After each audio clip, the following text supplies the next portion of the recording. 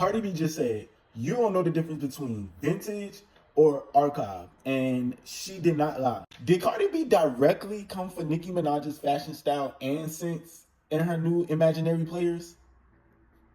I think so. Let me explain. So a couple of weeks ago, Nicki Minaj herself and the Barbs were posting pictures and talking about Nicki Minaj's Versace shoe collection from her past looks. Nicki herself and everybody else was saying that she was wearing vintage 2011 resort Versace heels.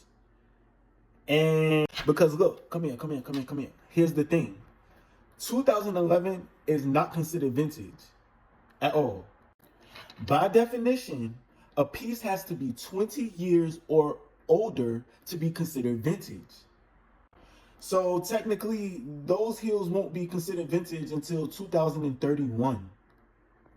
But I'll give Nicki and the Barb some grace because in fashion culture, sometimes words like vintage is thrown around, for the resale market.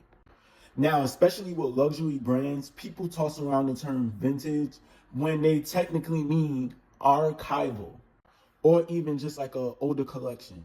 And in Europe, sometimes vintage sellers do call things that's like 10 years or older vintage just to spruce up for the retail market, even though that's not technically correct. So let's be clear. Vintage is 20 years old or more.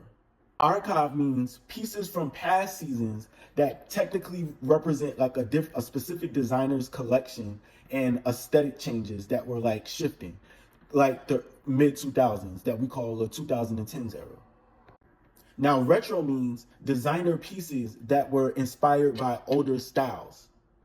So Cardi was right. A lot of people don't know the difference between vintage and archive. And when it comes to referencing fashion and true fashion and fashion history, those things matter. So, okay, Cardi, you do know fashion.